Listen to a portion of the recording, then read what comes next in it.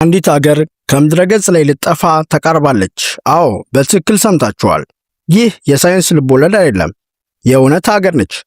በፓሲፊክ ውቅያኖስ ጥላ ስር የምትገኘው ቱቫሎ በአፍሪካ ቀንድ የምንገኝ ልክ እንደኛ እንደ ኢትዮጵያውያን በውቅያኖስ ውስጥ ያለች ሀገር በውሃ ልትዋጥ ነው ማለት ምን ማለት እንደሆነ ለመገመት እንኳን ይከብዳል። ቱቫሎ ግን ይህ አሳሳቢ እውነት ተጋርጦባታል። በዚህ ቪዲዮ ለደቂቃዎች አብራችሁኝ በምትቆዩበት ጊዜ ስለዚህ ደሴት ሀገር ሙሉ ታሪኳን ከ3000 ዓመታት በፊት ከነበሩ የፖሊኔዥያ መርከበኞች እስከ ዛሬውኑ ዘመን ድረስ እንዳስሳለን። አስደናቂ ባህሏን፣ የአየር ንብረት ለውጥ ምን አደጋ እንደሚያመጣባትና ቱቫሎች ማንነታቸውን ለማዳን ምን ትግል እንደሚያደርጉ እንመለከታለን። ሰብስክራይብ ካላደረጋችሁ አሁኑ እንድታደርጉ ጋብዛችኋለሁ። ምክንያቱም ይህ በዩቲዩብ ካዩት በጣም አስፈላጊና መረጃ ሰጪ ጉዞ አንዱ ነው።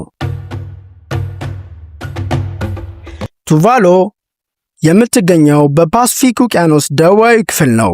በሰሜን አውስትራሊያና በምስራቅ ኒውዚላንድ መካከል እንደምትገኝ ታስቡ ይሆናል። ነገር ግን በትክክል ለማወቅ ከአውስትራሊያ ምስራቃዊ ባህር ዳርቻ 4000 ኪሎ ሜትር ርቀት ላይ፣ ከሃዋይ ደግሞ 4500 ኪሎ ሜትር ርቀት ላይ ትገኛለች። ቱቫሎ ማለት በአካባቢው ቋንቋ ተንተነን ስናየው ቱ ማለት መቆም ወይም አንድ ላይ መሆን ማለት ሲሆን ቫሉ ማለት ደግሞ 8 ማለት ነው። መጀመሪያ ላይ ይህ ስም የሚያመለክተው 8 ደሴቶች ነበር። ነገር ግን 9ኛዋ ደሴት በኋላ ተጨመረች። ዛሬ ላይ በድምሩ 9 ደሴቶች አሏት። ከነዚሁ 6ቱ አቶሎች ይባላሉ። አቶል ማለት ክብ ቅርጽ ያለው የኮራል ደሴት ሲሆን መሃሉ ጨዋማ ባህር ወይም ሐይቅን ይዟል። የቱቫሉ ደሴቶች ከባህር ጠለል በላይ ያላቸው ከፍታ በጣም ዝቅተኛ ከመሆኑ የተነሳ በባህሩ የመዋጥ አደጋ ተጋርጦባቸዋል። የቱቫሉ ደሴት ከባህር ጠለል የ1 ሜትር ከፍታ ብቻ ያላት ሲሆን ከፍተኛ ቦታዋ ደግሞ 4.6 ሜትር ያህል ብቻ ነው ያላት። ይህ ማለት አብዛኛው የሀገሪቱ ክፍል ሜዳማና ጠፍጣፋ በመሆኑ የባህር ሞገድ በትንሹ እንኳን በሚጨምርበት ጊዜ ወይም ኃይለኛ ማዕበል በሚነሳበት ወቅት ውሃው በቀላሉ ወደ መሬት ላይ ይፈሳል። በዚህ ምክንያት ሳይንቲስቶች እንደሚሉት የባህር ጠለል እየጨመረ ከቀጠለ ቱቫሎ በሚቀጥሉት 10 ዓመታት ውስጥ ሙሉ በሙሉ በውሃ ልትዋጥ ትችላለች ብለው የሚሰጉት። ህዝቦቿ በእነዚህ ጠባብ መሬት ላይ የሚኖሩ ሲሆን ሰፊው ክፍል ከመንደር መንደር በእግር ለመጓጓዝ በቀላሉ ይቻላል። ዋና ከተማዋ ፋናፋቲ በምትባል ደሴት ላይ ስትገኝ የሀገሪቱ የአውሮፕላን ማረፊያ ያለውም እዚህ ነው። ቱቫሎ በዓለም ላይ ከሚገኙ ትናንሽ ሀገራት አንዷ ነች። የምትገኘውም በገለልተኛ ቦታ ላይ ብቻ ሳይሆን መጠኗም በጣም ትንሽ ነው። ጠቅላላ ስፋቷ 26 ካሬ ኪሎ ሜትር ብቻ ነው። ይህ ማለት ከአዲስ አበባ አንዳንድ ንዑስ ክፍለ ከተሞች እንኳን ያንሳል።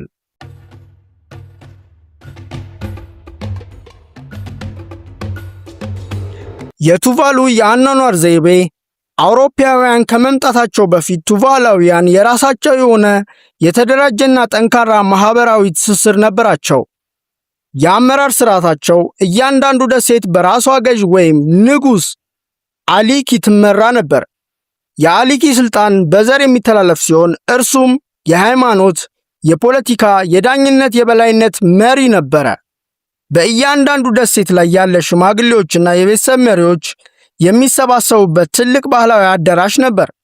በዚህ አዳራሽ ውስጥ የደሴቲቱ ዋና ውሳኔዎች በውይይት ይወሰናሉ።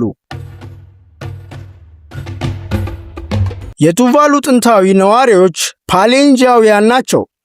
ከነዚህ ህዝቦች ከክርስቶስ ልደት በፊት ዘመናት ጀምሮ በፓሲፊክ ውቅያኖስ ላይ በትላልቅ ታንኳዎች ረጅም ርቀትን ደሴቶቹን ያስሱ ታላላቅ መርከበኞች ነበሩ። አብዛኞቹ የቱቫሉ ነዋሪዎች የመጡት ከአቅራቢያው ካሉ እንደ ሳሞአ፣ ቶንጋ ካሉ የፖሊኔዥያ ደሴቶች ነው። የቱቫሉ የጦርነትና የባህል ልውውጥ ስናነሳ ጥንታዊ ቱቫሉ ሰላማዊያን ብቻ አልነበሩም። ምክንያቱም ጎረቤት ደሴቶቻቸው የውጭ ወራሪዎችን የሚጋጩበት ጊዜም ነበረ። በ13ኛውና በ14ኛው መቶ ክፍለ ዘመን የቶንጋ ተዋጊዎች የቱቫሉ ደሴትን ለመቆጣጠር በተደጋጋሚ ወረራ አስፈጽመዋል። የቱቫሉ ህዝቦች ከነዚህ ወረራዎችን ለመከላከል ከባድ ውጊያዎችን አድርገው ነበር። ከአውሮፓውያን ጋር የመጀመሪያ ግንኙነት ስናነሳ ለብዙ ሺህ ዓመታት ተነጥለው የኖረ ጥንታዊ ታሪክ መለዋወጥ የተጀመረው በ16ኛው መቶ ክፍለ ዘመን መገባደጃ ላይ ነበረ።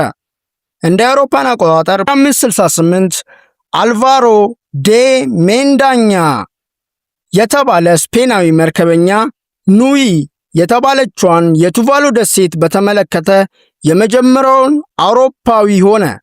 ደሴቲቱንም ኢሳላ ዴ ጄሱስ ብሎ ሰየማት። በኋላ ላይ የስም ለውጥ ያደረገችው በ1819 አይሬ ዴ ፔስትራ የተባለ አሜሪካዊ መርከበኛ ፋናፋቲ ደሴትን አግኝቶ ኤሌስክ ደሴት ብሎ ሰየማት።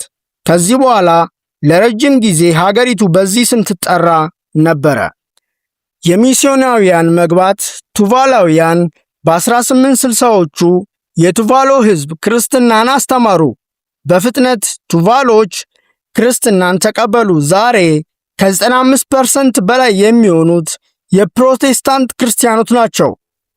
የቱቫሎ ህዝብ ቤተክርስቲያን መሄድ ግዴታ ነው ማለት ይቻላል።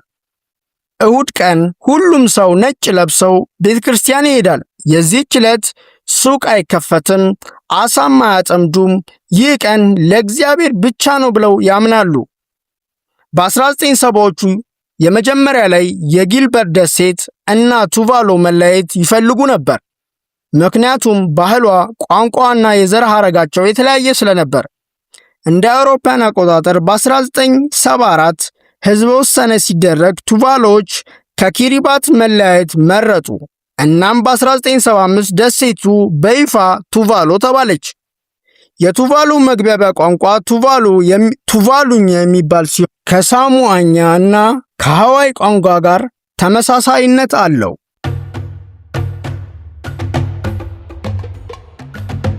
ቱቫሎ በአየር ንብረት ለውጥ በጣም ተጋላጭ ከሆኑ ሀገራት መካከል ቀዳማዋ ነች። ለምን ለሚለው ጥያቄ የቱቫሎ የመሬት አቀማመጥ በጣም ዝቅተኛ ስለሆነ በ2000 ዓመተ ምህረት አካባቢ ሁለቱ ዋና ደሴቶች በከፍተኛ ማዕበል ምክንያቱም ሙሉ በሙሉ በውሃው ተሸፍኖ ነበረ። በዓለም አቀፍ መድረኮች ላይ ለአየር ንብረት ፍትህ እንዲሆን ትጣራለች።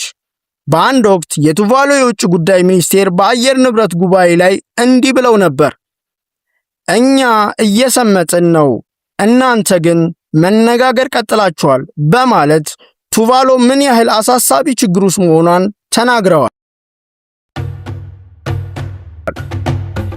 ቱቫሉ ህዝብ ከቀሪው የዓለም ህዝብ ጋር የምትገናኝበት መንገድ አላት። ቱቫሉ የራሷ የቴሌኮሙኒኬሽን ድርጅት ቱቫሉ ቴሌኮም ኮርፖሬሽን ቲኤምቲ የሚባልም አላት። በደሴቱ ላይ የሞባይል ስልክ አጠቃቀም በጣም የተለመደ ነው። ኢንተርኔትን በተመለከተ ነዋሪዎቹ የሳተላይትና የቅርብ ጊዜ በተዘረጉ የባህር ውስጥ የፋይበር ኦፕቲክስ ኬብሎች አማካኝነት ከዓለም አቀፍ ድርጅት ወርልድ ዋይድ ዌብ ጋር ይገናኛሉ። ነገር ግን በዋና ከተማዋ ፋናፋቲ ላይ ኢንተርኔት የተሻለ ፍጥነት ቢኖረውም በሩቅ ደሴቶች ማለትም በሌሎች የደሴቱ ክፍሎች የኢንተርኔት ፍጥነቱና ተደራሽነቱ እንደ አውሮፓውያን ወይም እንደ አሜሪካን እንዳሉ ሀገራት ፈጣን ላይሆን ቢችልም፣ ሆኖም ግን ማህበራዊ ሚዲያዎችን፣ የኢሜል አገልግሎቶችንና የዲጂታል ክፍያዎችን ለመጠቀም የሚያስችል መሰረተ ልማት አላቸው። የቱቫሉ የትምህርት ስርዓት የተደራጀ ነው። በሁሉም ዋና ዋና ደሴቶች ላይ የመንግስት የመጀመሪያ ደረጃና የሁለተኛ ደረጃ ትምህርት ቤቶች አሏት። ለቱቫሉ ህዝብ የትምህርት የፈቃድ ሳይሆን ግዴታም ነው። ቱቫሉ የደቡብ ፓሲፊክ ዩኒቨርሲቲ አባል ናት።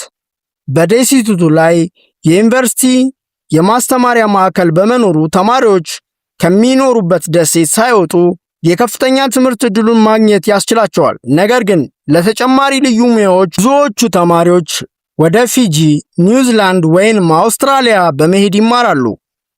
ቱቫሉ በውቅያኖስ መካከል ብትሆንም የዲጂታል ቴክኖሎጂ በትምህርትና በዲፕሎማሲ አማካኝነት ከቀሪው የዓለም ሕዝብ ጋር የተሳሰረች ሀገር ነች።